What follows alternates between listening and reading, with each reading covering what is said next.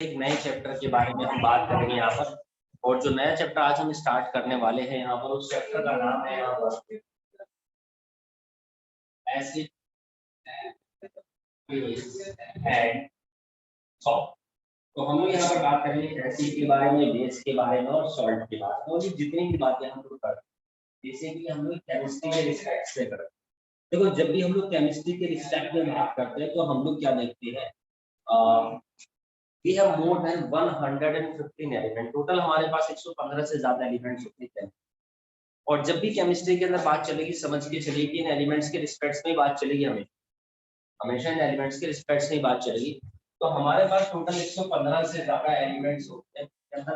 Hydrogen, helium, lithium, beryllium, boron, neon, argon, krypton, xenon, radon, copper, gold, mercury, silver, argenta, bromide, chloride, beryllium, magnesium, calcium, strontium, rubidium, caesium, francium, copper, lead, titanium, sterium, titanium, copper, zinc, nickel, iron, mercury, rhodium, thorium, plutonium, germanium, silicon, arsenic, boron, molybdenum, manganese, tennessine, selenium, ruthenium, titanium, plutonium, lanthanide, सेक्टेरियस, americium, europium, vanadium, zirconium, neptunium, tennessine और भी बहुत सारे elements होते हैं दोस्तों।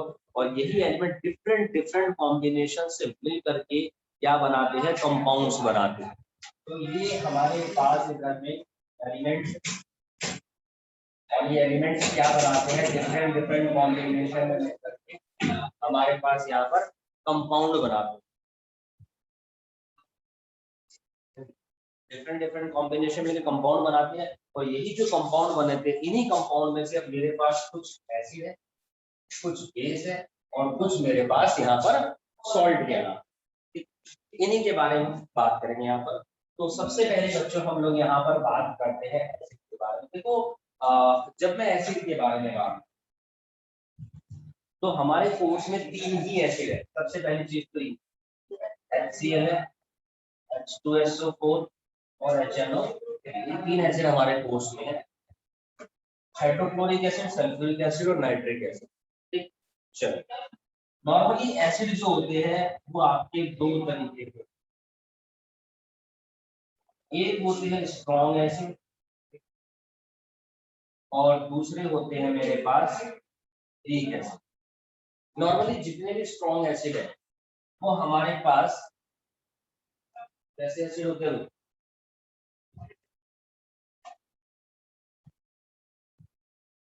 देखो, जितने भी वीक एसिड है वो सारे के सारे ऑर्गेनिक एसिड।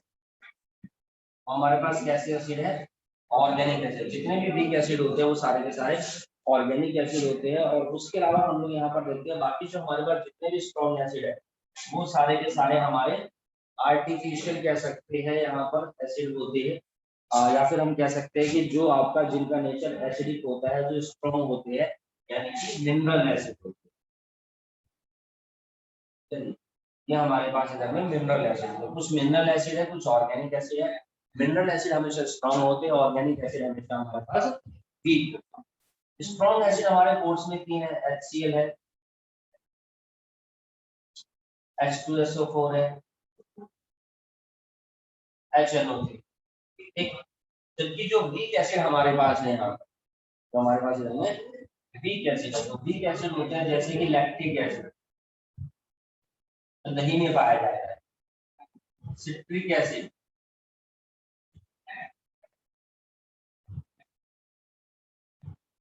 टार्ट्रिक एसिड, और आपका एसिटिक एसिड जो सिरका होता है हमारे पास, और भी बहुत सारे हमारे पास है। All these are the weak acid. ये हमारे पास इधर में स्ट्रॉन्ग एसिड है। ये बात मुझे समझ में आ गई। अब यहाँ पर वो तो बात की बात है, लेकिन मैं कह रहा हूँ कि मान लो मेरे पास यहाँ पर बच्चों कोई भी कंपाउंड, अब मुझे नहीं पता ये कंपाउंड मेरा एसिड है या ये कंपाउंड मेरा बेस है, तो इसको पता लगाने कि कंपाउंड एसिड है या बेस है, वी हैव सम इंडिकेटर। ठीक है, हमारे पास क्या होते हैं बच्चों, कुछ इंडिकेटर्स होते हैं, वी हैव सम इंडिकेटर्स। और ये जो इंडिकेटर्स होते हैं, ये इंडिकेटर्स बेसिकली यूज किए जाते हैं। इंडिकेटर्स होते हैं पर इंडिकेटर्स यूज किए जाते हैं इंडिकेट करवाने के लिए, पता लगाने के लिए कि जो कंपाउंड मेरे पास अवेलेबल है वो एसिड है या वो कंपाउंड मेरे पास यहाँ पर बेस है। ये पता लगाने के लिए कि जो भी कंपाउंड अवेलेबल है वो एसिड है या बेस है, हमारे पास कुछ कुछ इंडिकेटर्स होते हैं। तो हमारे पास कुछ कॉमन इंडिकेटर्स है, बहुत कॉमन है, that is the litmus paper. हमारे पास क्या है बच्चे, यहाँ पर हमारे पास है यहाँ पर लिटमस पेपर। अब मान लो ये कंपाउंड है सॉल्यूशन और इसके अंदर मैंने क्या किया, मैंने अपना लिटमस पेपर डिप कर दिया। ये कंपाउंड है और इसके अंदर मैंने यहाँ पर क्या किया, इसके अंदर मैंने लिटमस पेपर डिप कर दिया। ठीक है, अब लिटमस पेपर डिप किया और वो भी मैंने कौन से कलर का, ब्लू कलर का है। अब अगर इफ इट टर्न्स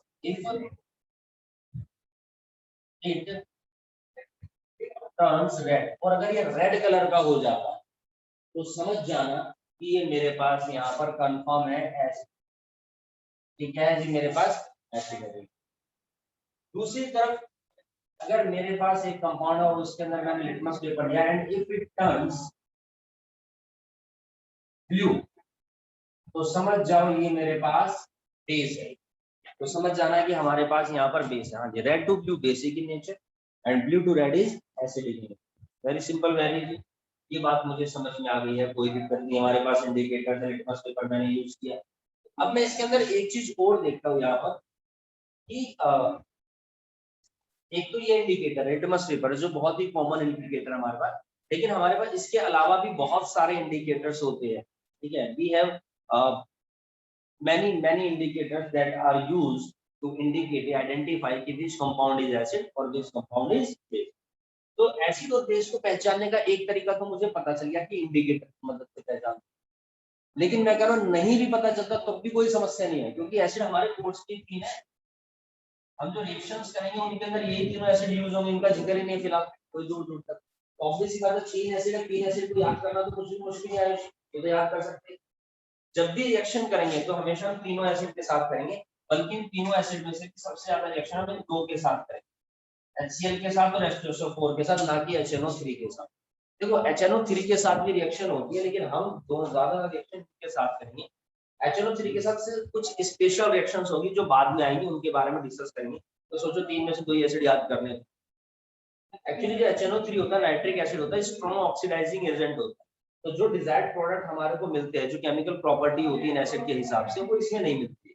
तो इस वजह से हम इन दोनों एसिड को ही यूज करते हैं किसी भी रिएक्शन में।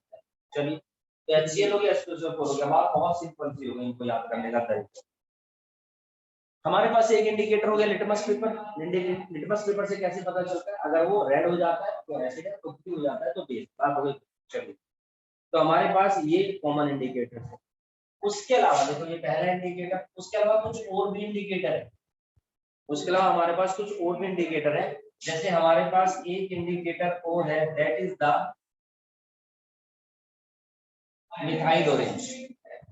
हमारे पास एक और इंडिकेटर है यहाँ पर जिसका नाम है बच्चों मिथाइल ऑरेंज। और मिथाइल ऑरेंज क्या करता है, रेड इन एसिड, एसिड में हमारे पास ये भी रेड कलर देता है। ठीक है जी, और methyl orange gives yellow colour इन बेस, येलो कलर इन बेस। तो बेस के अंदर येलो कलर देता है और आपका एसिड के अंदर रेड कलर प्रोवाइड करता है। ठीक है, तो ये भी हमारे पास कुछ इंडिकेटर्स होते हैं। उसके अलावा एक और इंडिकेटर है जो सबसे पॉपुलर है, that is the phenol पैथेलिन।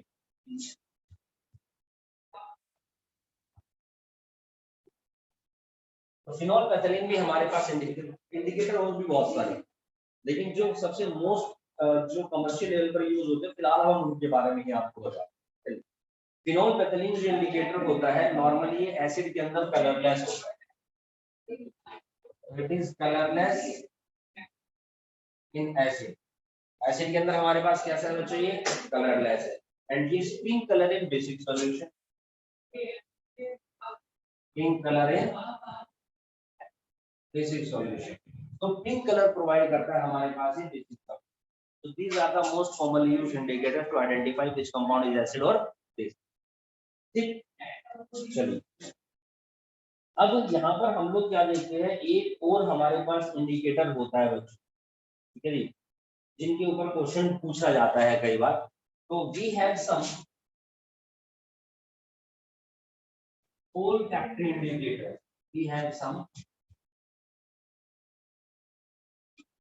olfactory indicator। हमारे पास कुछ और भी इंडिकेटर्स है जिनको हम बोलते हैं olfactory इंडिकेटर। सब ये olfactory इंडिकेटर नाम से ही पता चल रहा है।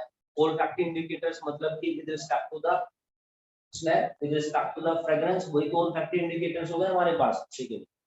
तो जैसे कुछ कुछ स्पेसिफिक फ्रेग्रेंस होती है जो हमेशा उस चीज के अंदर रहती है, दूर से ही पता चल जाता है। मान लो तुम में से कोई भैया यहाँ पर जो मूली के पराठे खा, तो कोई बंदा थोड़ी देर में बता देगा, धू धाधु हो गया, पता चल जाएगा भैया मूली के पराठे, पता चल जाता है ना। ठीक ऐसे ही सोचो कि इनकी एक स्पेसिफिक फ्रेग्रेंस होती है, खुशबू होती है ना, आप लोग स्मेल भी कह सकते हैं, बदबू भी कह सकते हैं, बाकी स्पेसिफिक इसका ऑर्डर होता है। ठीक इसी तरीके से प्याज, ओनियन का स्पेसिफिक ऑर्डर होता है, वेनिला इनका एक स्पेसिफिक ऑर्डर होता है। तो हमारे पास olfactory इंडिकेटर के अंदर हम लोग देखते हैं सबसे पहले ओनियन को यूज किया जाएगा। कैसे होता है, देखो ओनियन की कैटासिक स्मेल होती है, ठीक है जी, ओनियन की कैटासिक स्मेल होती है। और जब हम ओनियन को यहाँ पर यूज करते हैं किसके साथ, बेस के साथ, ठीक है जी, अगर हमने यहाँ पर इसको यूज किया बेस के साथ, तो हम लोग क्या देखते हैं कि इसकी जो स्मेल होती है वो चेंज हो जाती है, ठीक है। और एसिड के साथ हम लोग क्या देखते हैं, कोई भी चेंज नहीं होता है, there is no change with respect to the acid.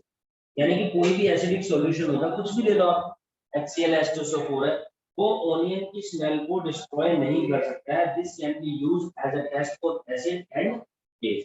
जो बेस होता है अगर हम उसके बारे में बात करते हैं, अगर उसको हम यहाँ पर ऐड कर देते हैं तो the clothes treated with onion के रस में डुबा करके, या ओनियन एक्सट्रैक्ट जो भी मसाला निकाला आपने, तो onion smell can not be detected. अगर ओनियन स्मेल को डिटेक्ट नहीं कर पा रहे तो समझ जाना कि वो हमारे पास क्या है, अंदर में बेस है, ठीक है जी। तो ये olfactory इंडिकेटर में ओनियन है। ठीक इसी तरीके से हमारे पास एक और यूज कर रहे हैं, that is the vanilla, that is the vanilla. तो वेनिला एक्सट्रैक्ट जो होता है उसकी भी कैटासिक प्रेजेंट स्मेल होती है, ठीक। तो बेसिक सॉल्यूशन होता है हमारे पास, जैसे एसिड तो आपको मैंने बता ही दिया हमारे कोर्स में, देखो ऐसी तरीके से बेस भी होता है। बेस को पहचानने का भी एक तरीका होता है, मैं कैसे पता लगाएंगे बेस है, एक तो ये चीज ब्लू हो गया तो बेस है, ठीक है जी, ये तो तरीके ही। लेकिन अगर हम केमिकली इनको आइडेंटिफाई करना चाहते हैं तो बेस को पहचानने का एक और बहुत आसान तरीका है, जिनके भी लास्ट में OH ग्रुप हो, हाइड्रोक्सिल ग्रुप हो, समझ जाना कि वो बेस है, समझ जाना कि वो बेस है। बात करेंगे बेस के बारे में, जैसे कि NaOH, ठीक है जी, आपका सोडियम हाइड्रोक्साइड है, KOH पोटेशियम हाइड्रोक्साइड है, दीज आर द बेस। ये हमारे पास क्या है जी, ये हमारे पास बेस हो गया, और भी बहुत सारे बेस है। चलिए, तो वेनिला के बारे में बात करते हैं। जब वेनिला के बारे में बात करते हैं तो इसके अंदर मैंने बेस मिला दिया, यानी कि सोडियम हाइड्रोक्साइड मिला दिया। मान लो Na सोडियम हाइड्रोक्साइड होता है जो बेस है। अब वेनिला के अंदर अगर मैंने यहाँ पर जो बेस मिलाते हैं, then we can not detect the कैटासिक स्मेल ऑफ वेनिला। इसके अंदर हमने अगर यहाँ पर बेस मिला दिया है तो हम लोग यहाँ पर देखते हैं कांट डिटेक्ट, हम लोग यहाँ पर वेनिला की स्मेल को डिटेक्ट नहीं कर पाएंगे। इवन ओनियन में भी हम ये लिखेंगे कांट डिटेक्ट, हमें नहीं पता चलेगा कि ओनियन की स्मेल है। जबकि एसिड जो होता है वो कभी भी वेनिला की फ्रेग्रेंस को, स्मेल को डिस्ट्रॉय नहीं कर सकता है। So there is no change, यहाँ पर कोई भी चेंज नहीं होता। इट मींस हमें यहाँ पर पता चल जाएगा कि हाँ देयर इज अ वेनिला, तो इसका मतलब वो क्या है, हमारे पास यहाँ पर एसिड है। तो ये जो आपके आपके इंडिकेटर्स यहाँ पर यूज किए गए, इनको हम स्मेल के थ्रू पता लगाते हैं। 2 सप्ताह whose smell changes in acidic or basic solution are called the olfactory indicators, वो हमारे olfactory indicators कहलाते हैं। So these are some basic things.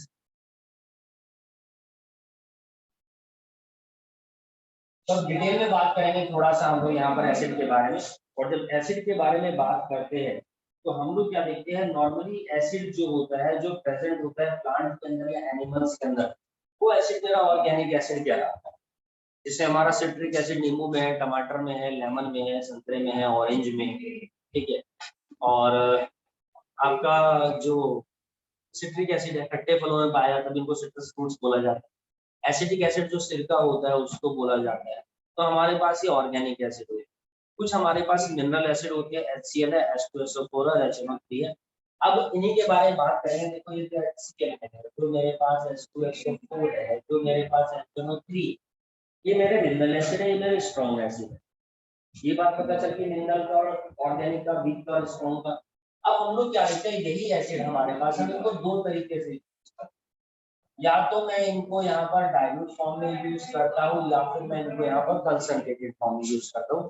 Concentrated का मतलब होता है प्योर, या फिर हम कह सकते हैं जिसके अंदर वाटर मिक्स होती है। डाइल्यूट मतलब कि मिक्स विद वाटर, वाटर के साथ मिक्स कर दो वो डाइल्यूट हो जाएगा। जैसे आपके भगवान न करे कभी चोट लगे, आपने डेटॉल वगैरह यूज की होगी, तो लिक्विड डेटॉल आती है, तो कभी भी जैसे चोट वगैरह पे डेटॉल वगैरह लगाते हैं, क्या होता है डेटॉल लगाना, क्यों लगाते हैं Dettol?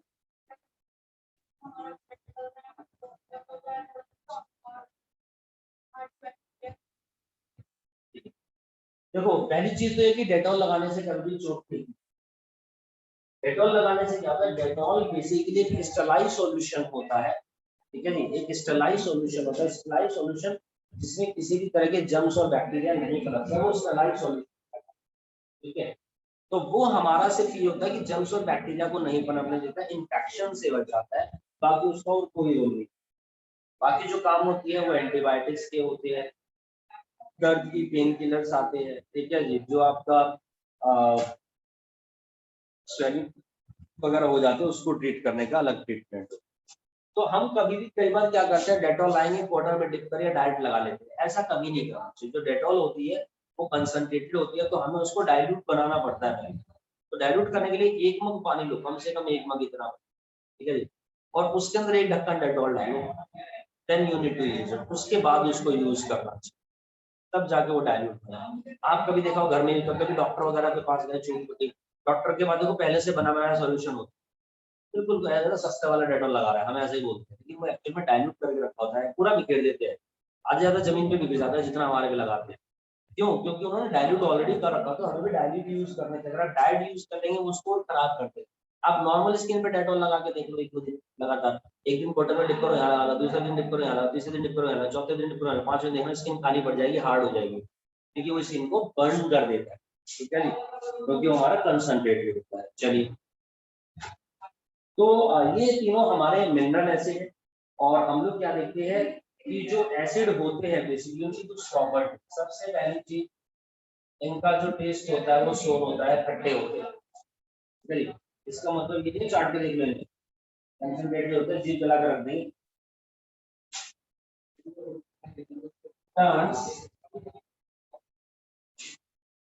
Blue litmus to red, ये ब्लू लिटमस को रेड में कन्वर्ट करते हैं। फिर कंडक्ट इलेक्ट्रिसिटी, इनमें से इलेक्ट्रिसिटी पास होती है बच्चों, दे कंडक्ट इलेक्ट्रिसिटी।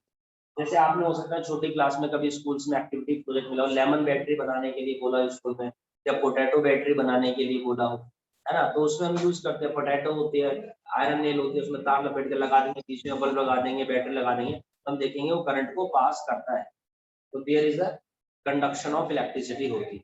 या कई बार हम लोग क्या करते हैं, जब कुछ एक्सपेरिमेंट्स करते हैं, आपने देखेंगे आपके केमिस्ट्री के अंदर की एक्टिविटी होती है, मान लीजिए यहाँ पर हमने ये कंटेनर ले लिया है, और यहाँ पर मैंने ये 2 रबर स्टैंड ले लिए है, और यहाँ पर मैंने ये वाटर ले लिया है, ठीक है जी, और इसके अंदर ये आयरन नेट है, इसके अंदर भी आयरन नेट, और यहाँ से वायर लपेट दी मैंने इस तरीके से, और यहाँ पर ये मेरा बल्ब है, ठीक, और मैंने क्या किया, करंट यहाँ पर छोड़ दिया,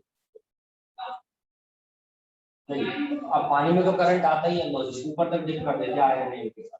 अब देखो यहाँ पर कोई वायर नहीं, कायदे से क्या होता है, ये सर्किट कब कंप्लीट होता है, जब ये करंट होगा, अगर मैं बटन ऑन करूंगा, करंट छोड़ूंगा, तो जब ये पूरा इस तरीके से करंट घूमेगा तभी तो हमारा ये बल्ब ऑन होगा, ठीक है जी। लेकिन हम लोग कहते हैं कि कोई दिक्कत वाली बात नहीं है, क्योंकि यहाँ पर वाटर है, water is a good conductor of electricity, तो अगर ये इसके टच में, तो इस वाटर की करंट हमने यहाँ छोड़ा, जो इससे टच हो रहा है, और ये इसके यहाँ पर पहुंचा, और इस तरीके से कंडक्शन हो रही है। बट समटाइम्स कुछ एक्सरसाइज में, कुछ एक्टिविटीज में हम ऐसा करेंगे, जब इस तरीके से एक्सपेरिमेंट करेंगे, वो बोलेंगे add some acid, add acid, इसके अंदर थोड़ा सा एसिड ऐड कर दो, ठीक है जी, चाहे HCl हो चाहे H2SO4 हो, क्यों?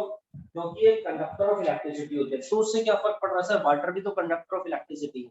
लेकिन हम लोग क्या देखते हैं कि एक्सपेरिमेंट में हमारे को मेंशन करना पड़ता है, कई बार क्या होता है कि मेरी पॉसिबिलिटी है, हो सकता है कि ये जो वाटर हो हमारा डिस्टिल वाटर हो, और अगर ये डिस्टिल वाटर हुआ तो इलेक्ट्रिसिटी कभी भी डिस्टिल वाटर में पास नहीं होती है। डिस्टिल वाटर मतलब जिसमें किसी भी तरह के कोई भी आयंस प्रेजेंट नहीं होते। ठीक है? हम लोग जो पानी पीते हैं, ठीक है जी, जो घरों में आरओ का पानी पीते हैं, आरओ की फुल फॉर्म क्या होती है? पानी पी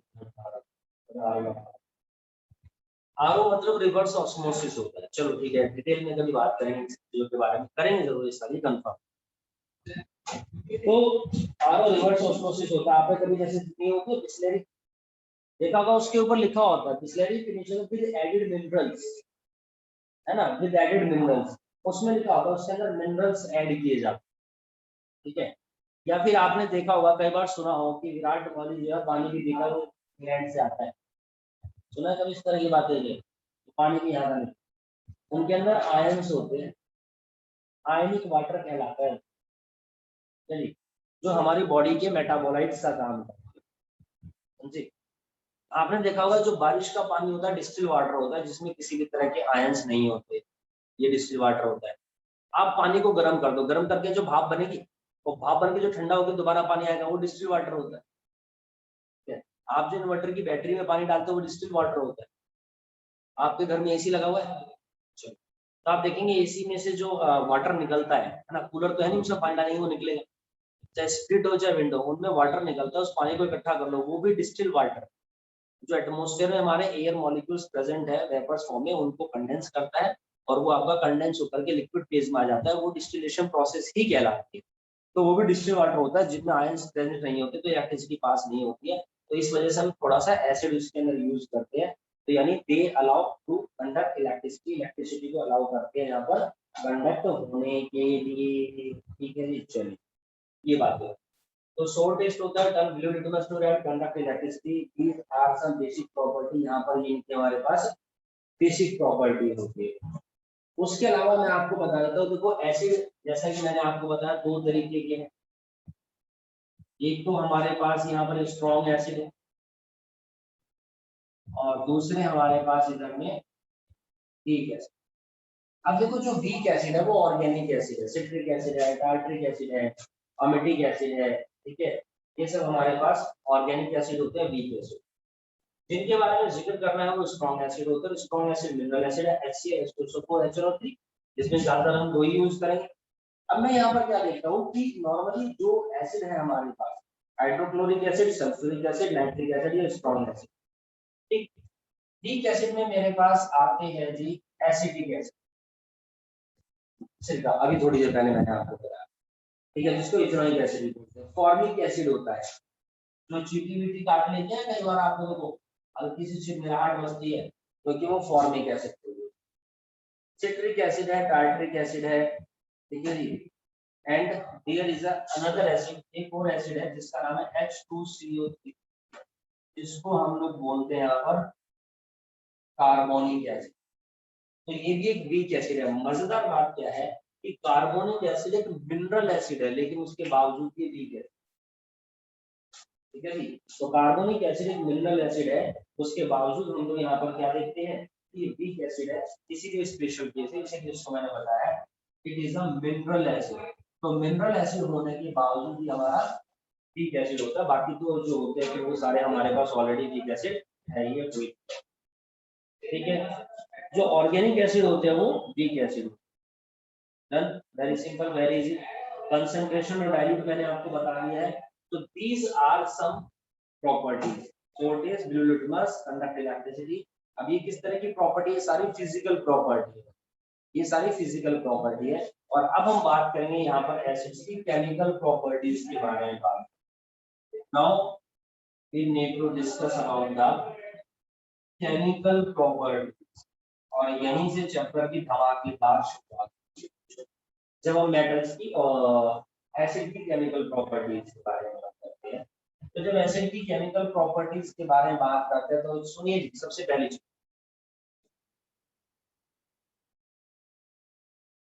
दुनिया में कभी भी किसी भी मेटल को, दुनिया में कभी भी किसी भी मेटल को अगर हम एसिड के साथ मिलाते हैं तो हमेशा दो चीजों की फॉर्मेशन, एक है हाइड्रोजन और दूसरा है मेरे पास सॉल्ट।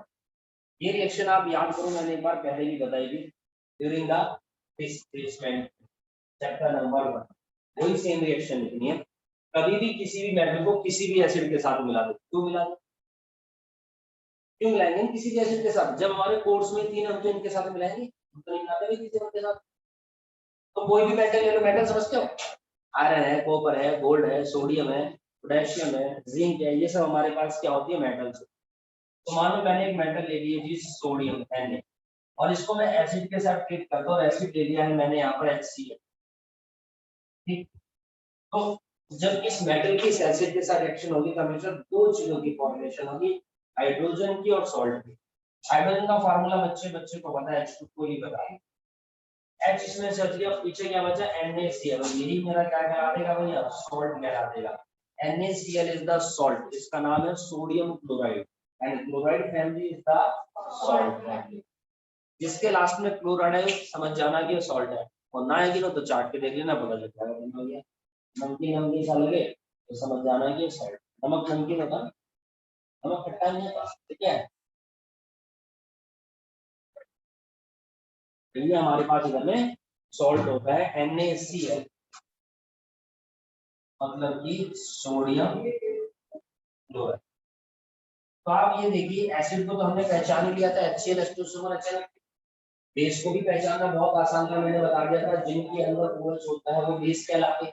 और अब सॉल्ट को भी पहचानना आसान है, जिनके लास्ट में क्लोराइड आ रहा है वो सॉल्ट होते हैं, यानी कि chloride family salt family. Very good, chloride family हमारे पास इधर में यहाँ पर salt family Na plus HCl H2 plus NaCl, done done done. चलो अब ध्यान से देखिए, इन रिएक्शंस को लर्न करने की कुछ निमोनिक्स होती है। Sodium is the metal, it is an acid. दुनिया में कभी भी किसी भी मेटल को एसिड के साथ दो ही चीजें बनती है, हाइड्रोजन और सॉल्ट। और इसकी निमोनिक क्या है? MAH, सच सच। तभी तो हाई नहीं है, अच्छा मसाला डालते हो MDH, असली मसाले सच सच, देसी मसाले MAH, सच सच। चलिए ये मसाले MAH, सच सच। चलिए एक मसाले और होते हैं इंडियन मसाले।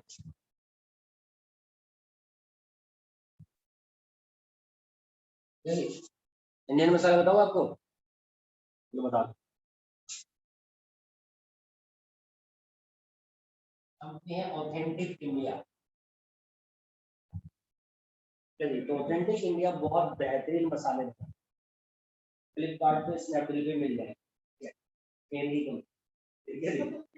तो फ्लिपकार्ट ये बिल्कुल ओरिजिनल मसाले हैं दोस्तों, लाजवाब मसाले मिलेंगे, बाकी वही वाले मसाले इनके अंदर, ठीक है, देसी मसाले हैं MAH, सच सच।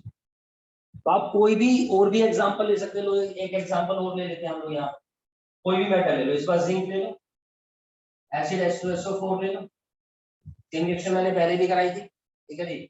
ये ले लो जी H2 और प्लस में क्या बन गया ZnSO4, zinc sulphate, got it, zinc sulphate. एक चीज और पता चलती है कि सल्फेट फैमिली सॉल्ट फैमिली। तो हम देखो सॉल्ट को पहचानने की भी दो बातें पता चली, सल्फेट वाले भी सॉल्ट होते हैं, क्लोराइड वाले भी सॉल्ट होते हैं। बेस हमने पहचान लिया, एसिड हमने पहचान लिया, मेटल तुम्हें पता ही, और हाइड्रोजन तो पता ही, भाई सबको ही पता है। क्वेश्चन यहाँ से और बन जाता है कि जो हाइड्रोजन गैस निकल रही है कैसे आइडेंटिफाई करती है हाइड्रोजन गैस निकलती है। तो जब ये हाइड्रोजन गैस निकल रही तो हम लोग यहाँ पर क्या करते हैं, बर्निंग कैंडल लेकर के आए और यहाँ से पॉप साउंड आएगा, और अगर पॉप साउंड आ रहा है तो समझ जाना कि जो गैस रिलीज हुई है ये हाइड्रोजन गैस रिलीज हुई है। तो ध्यान से देखिए, इस रिएक्शन को इवोल्यूशन ऑफ गैस वाले एग्जांपल्स में भी लिख सकते हैं, ठीक है जी। चलिए और उसके अलावा देखो zinc solid H2SO4 aqueous form में हम लोग लेते हैं। अब ये हमारे पास गैस का तो change in state of matter भी हो रहा है, तो this is also an example in change in state of matter. ठीक है, second property acid plus base. दुनिया में कभी भी किसी भी एसिड को बेस के साथ मिलाएंगे, क्यों मिलाएंगे? जब हमारे कोर्स में वही मिलाएंगे, तो मिलाते कोई और एसिड, किसी भी एसिड को बेस के साथ मिलाएंगे और वही वाले बेस लेंगे जिनमें OH, क्योंकि हमारे कोर्स में वही है। तो हमेशा दो चीजों की फॉर्मेशन होती है, acid plus base, water plus salt. कभी भी एसिड के साथ बेस को मिलाएंगे हमेशा वाटर प्लस सॉल्ट की फॉर्मेशन होती है। कोई भी एसिड ले लो, कोई भी HCl ले लो, कोई भी बेस ले लो जी, NaOH ले लो। वाटर का फार्मूला बच्चे को बता बच्चे H2, हमने पहले कहा था बच्चे का पता है H2। तो देखो यहाँ से क्या हुआ, ये H और ये OH, ये निकल गया, तो 2H और एक H2 बन गया। पीछे क्या बचा हमारे पास, NaCl, it become NaCl, sodium chloride, chloride family salt. तो फर्दर हमारे पास यहाँ पर सॉल्ट की फॉर्मेशन हो गई है, ये H2 है, ये NaCl है। देखो acid plus base we get water plus salt and there is a mnemonic ABW gas, ABW यानी कि वाटर, A यानी एसिड, B यानी बेस, S यानी सॉल्ट। ठीक है, इनके निमोनिक्स के फार्मूलाज भी है जो हमने पहले इन चैप्टर्स की वीडियोस में बता रखे हैं, आप यूट्यूब पे देख सकते हैं, जो लर्न करने की ट्रिक। तो acid plus base water plus salt के ऊपर भी आपको 10-12 रिएक्शंस देखनी है भैया। ठीक है, अब इसके अंदर हम लोग यहाँ पर देखते हैं कि NaOH, HCl सब एक्वस फॉर्म में लेंगे हम लोग। ठीक है, all these are in aqueous form. तीसरी प्रॉपर्टी, कभी भी किसी भी मेटल ऑक्साइड की अगर रिएक्शन होती है एसिड के साथ, कभी भी किसी भी मेटल ऑक्साइड की अगर एसिड के साथ रिएक्शन होती है, तो फर्दर दो चीजों की फॉर्मेशन होती है, वाटर प्लस सॉल्ट। अच्छा देखो, ऐसा भी हो सकता है कि जब आप एग्जाम में रिएक्शन आए या बुक्स में पढ़े तो सॉल्ट इधर हो वाटर इधर हो, इससे कोई फर्क नहीं पड़ेगा। मैंने सिर्फ अपनी कन्वीनियंस के लिए, आप लोगों की कन्वीनियंस के लिए, समझाने के लिए, टेस्ट कराने के लिए इनको आगे पीछे करता है, बाकी उससे कोई फर्क नहीं पड़ता। दो और दो चार होते हैं, और इधर वाला दो उधर कर दो, इधर वाला दो इधर कर दो, तो चार ही आए। ठीक, तो मेटल ऑक्साइड ले लो जी, कोई भी, जैसे हम लोगों ने शुरू में पढ़ा था मैग्नीशियम ऑक्साइड है, कॉपर ऑक्साइड है, ठीक है जी, कुछ भी हम लोग यहाँ पर ले सकते हैं। अब मान लीजिए मैं यहाँ पर ले लेता हूँ CuO, कॉपर ऑक्साइड है हमारा। ठीक, और इसकी रिएक्शन करता हूँ मैं एसिड के साथ, HCl मैंने यहाँ पर एसिड ले लिया, वाटर बनेगा सॉल्ट बनेगा, वाटर का फार्मूला H2O, ये हाइड्रोजन है, ये ऑक्सीजन है, ये निकल गया। पीछे बच गया मेरे पास कॉपर और क्लोरीन, तो ये बन जाएगा CuCl2, कॉपर क्लोराइड बनेगा, इट बिकम्स कॉपर क्लोराइड। दोस्तों ये हमारे पास कॉपर क्लोराइड है, chloride family again salt family है। तो ये copper second oxide, hydrochloric acid, ये एक्वस फॉर्म में, ये सॉल्ट फॉर्म में, H2 एक्वस फॉर्म में, और सॉरी लिक्विड फॉर्म में, और ये हमारे पास CuCl2 एक्वस फॉर्म में होता है। कॉपर क्लोराइड जो होता है एक तरीके का सॉल्ट है, और ये ब्लू ग्रीन कलर का होता है, जबकि जो कॉपर ऑक्साइड होता है हमारे पास यहाँ पर ये ब्लैक कलर का होता है। सो दिस इज, हाँ बिल्कुल चेंज इन कलर भी इसमें अप्लाई हो रहा है, बिल्कुल सही बात है। तो metal oxide plus acid we get water plus salt, simple है, इस तरह की एक रिएक्शन से बहुत सारी रिएक्शंस होती है, आप कोई सी भी रिएक्शन यहाँ पर यूज कर सकते हैं बच्चों, कोई भी एग्जांपल ले सकते हैं, किसी भी एसिड के साथ किसी भी रिएक्शन कर सकते हैं।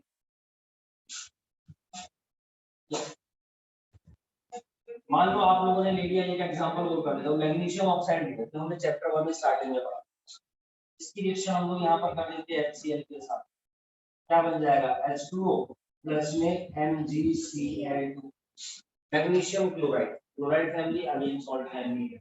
ठीक है जी। अच्छा कई बार स्टूडेंट्स पूछते हैं सर यहाँ पर 2 आया, यहाँ पर 2 आया, ये इसमें 2 क्यों नहीं आया? ये बातें 9th की याद करो, हमने 9th में पढ़ा था।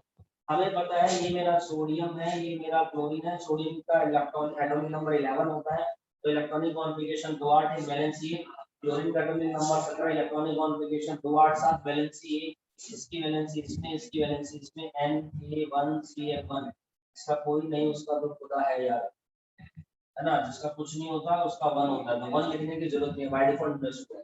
अब मान लो मैग्नीशियम है, मैग्नीशियम का एटॉमिक नंबर मेरे पास 12 होता है, इलेक्ट्रॉनिक कॉन्फ़िगरेशन 2 8 है, तो वैलेंस ही बहुत सिंपल सी बात है। तो मैग्नीशियम के नीचे 2 लिखा, क्लोरीन का atomic number 17, electronic configuration 2 8 7, valence 1, इसके साथ इसके साथ, तो क्या बन जाएगा Mg1Cl2, 1 लिखते नहीं है, Mgcl2 बन गया। तो इस तरीके से चीजें आती है, इसलिए आपको बता रहा हूं ताकि आप कभी दोबारा ना मुझसे पूछिए बात, नहीं 9th